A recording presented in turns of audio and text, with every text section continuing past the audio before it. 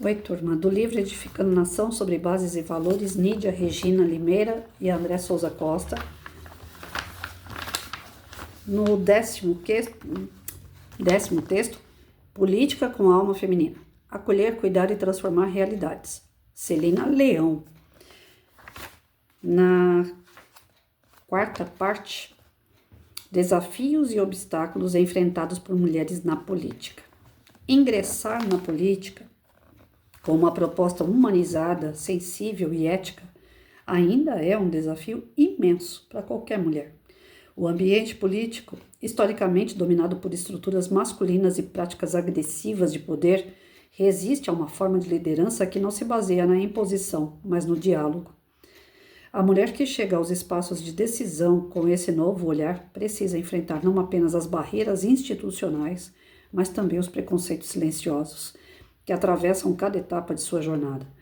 Uma das maiores dificuldades é a necessidade constante de provar competência. A mulher política é frequentemente julgada com mais rigor, exposta a ataques desproporcionais e sujeita a deslegitimações pessoais que não atingem seus colegas homens. Isso não é acaso, é reflexo de uma cultura que ainda hoje associa a autoridade à rigidez e não reconhece a força da firmeza serena, da escuta qualificada, da liderança emocionalmente inteligente. Além do preconceito, há o isolamento. Muitas mulheres que defendem um estilo de liderança mais sensível se veem excluídas em ambientes de decisão dominados por estratégias insensíveis e frias. Propor que a política pense no impacto humano, que escute a sociedade e que promova o bem comum é muitas vezes nadar contra a corrente, requer coragem, paciência e resiliência. O assédio, seja moral, institucional ou mesmo sexual, também é uma realidade grave e ainda naturalizada. Muitas mulheres enfrentam tentativas constantes de desmoralização e silenciamento. Essa violência simbólica busca afastá-las dos espaços de poder, minando a confiança e testando seus limites. Resistir a isso exige não apenas coragem pessoal, mas o apoio de uma rede sólida e a convicção de um propósito claro. A maioria das mulheres que ingressam na política precisa conciliar a vida pública com responsabilidades familiares e pessoais. Essa sobrecarga, que para as mulheres é uma realidade cotidiana, quase nunca é vista como um obstáculo para os homens. A sociedade naturaliza o fato de os homens se dedicarem exclusivamente à vida pública, enquanto exige que as mulheres provem o tempo todo, que conseguem dar conta de tudo. Essa diferença é injusta. Estou gaguejando demais. Essa diferença é injusta, pesa sobre a trajetória feminina, mas muitas vezes é ignorada na avaliação de sua capacidade de liderança. Apesar de tudo isso, acredito firmemente que cada obstáculo pode ser convertido em força. A mulher que se prepara com seriedade, que constrói uma trajetória coerente, que age com ética, que se apoia em valores sólidos, consegue não apenas ocupar espaço, mas transformar o próprio conceito de poder.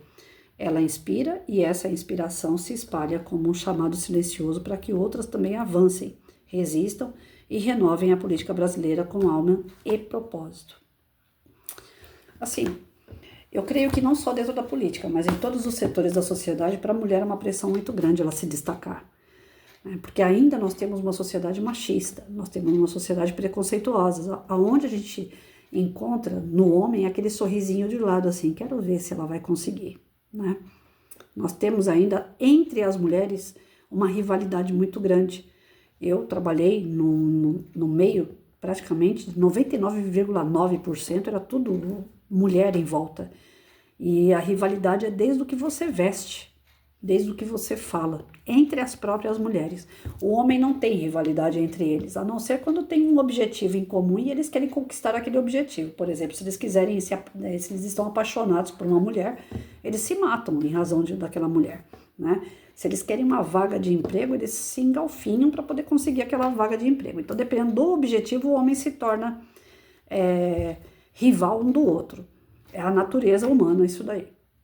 Mas entre as mulheres eu não sei o que acontece, que isso é muito mais latente, é muito mais firme entre elas, né? Independente de um alvo, independente de um objetivo, Eu vi uma vez um vídeo falando assim, a mulher ela não se veste quando ela vai sair com o seu marido, com o seu namorado, ela não se veste para o seu par, ela se veste para as mulheres na rua.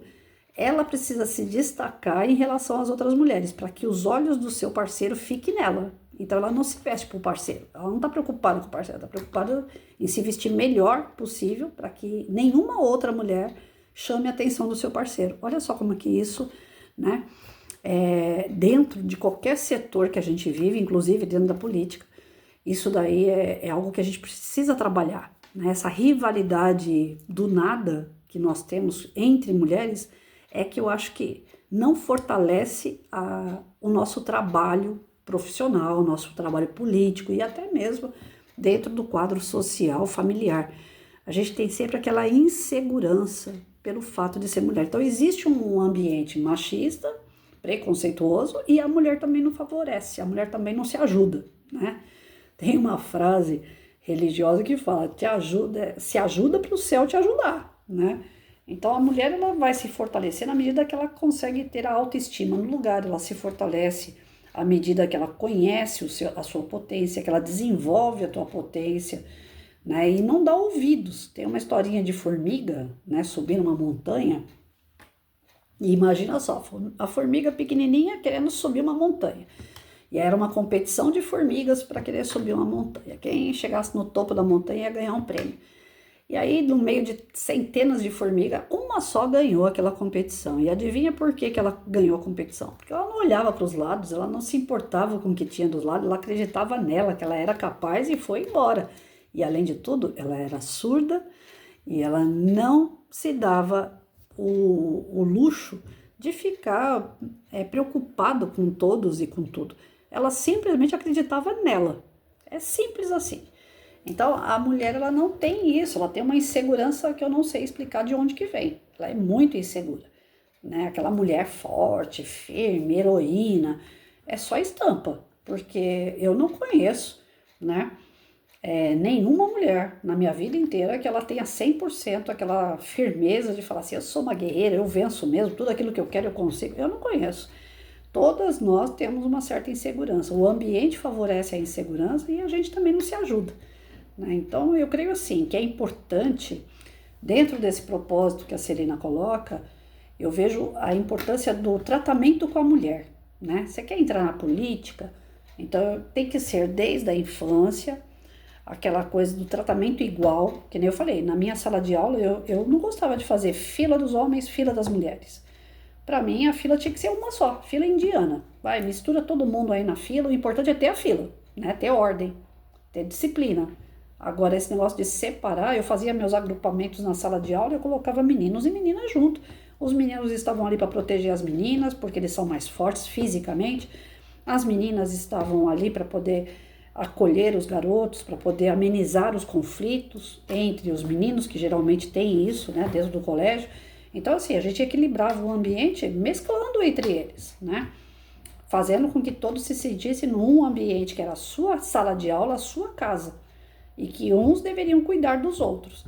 Esse é o ideal, não é porque eu fui professora com uma sala de aula assim que eu vou falar que a minha sala de aula, não, é o ideal, é a minha prática, eu tenho certeza que isso funciona.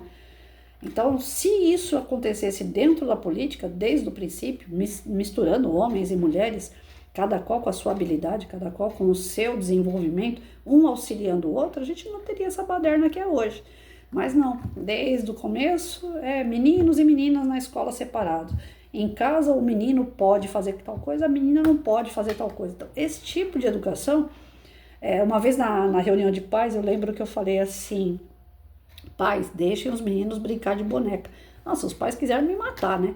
Eu falei, entenda o seguinte, não é você feminizar o seu filho, não é você falar que ele tem que ficar ali embalando criança. Mas vem cá, o menino não vai virar pai quando crescer? E por que a gente está aí cheio de homens que abandonam a família? Que não tem o senso de responsabilidade de educar o seu filho? Tudo deixa na mão da mãe. Porque desde criança, enquanto ele está lá soltando pipa, babando lá, olhando para o céu, a mulher já nasce, a menina quando nasce, a mãe e o pai já compram uma boneca de pano e coloca no braço de um bebê de colo. Ou seja, a menina quando nasce já é mãe. E o menino não, o menino tá lá soltando pipa, brincando de carrinho. Tudo bem, mas deixa a menina brincar de pipa e soltar. Olha, eu falando tudo errado. Soltar o pipa e brincar de carrinho também.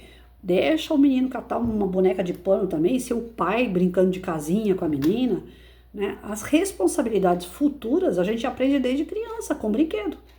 E a gente vê que essa desigualdade na educação, ela faz com que lá na frente reflita isso aí, inclusive na política. As ações de homens e mulheres na política, elas são iguais. Só que por que a mulher não age igual? Porque não foi educada para isso. Então, eu como professora, eu sei que dá certo, né? Não é, afeminar o garoto, não é deixar a menina achando que ela tem a mesma potência que um garoto. Não é isso que eu tô querendo dizer. Volto a repetir. Mas as funções que a gente exerce quando adulto já deve ser trabalhada desde a infância. Porque, caso contrário, a nossa sociedade sempre vai refletir isso. Machismo, preconceito, diferenças que são gritantes entre sexos. E ainda mais hoje, viu, gente? Com essa bagunça toda aí de... É difícil até falar, né? Mas não existe mais o hétero e o homo. Se fosse só isso, tava fácil de resolver. Mas hoje não é só isso, né? Vocês sabem do que eu tô dizendo. Então a gente tem que educar a molecada de uma maneira que não haja o preconceito, haja o respeito mútuo, porém a gente tem que colocar cada macaco no seu galho, porque caso contrário é daí para ladeira abaixo mesmo, né? E as mulheres vão ficando cada vez mais enfraquecidas. Hoje a gente tem um homem que representa, né, a busca pelos direitos da mulher. Olha que ponto que nós estamos chegando.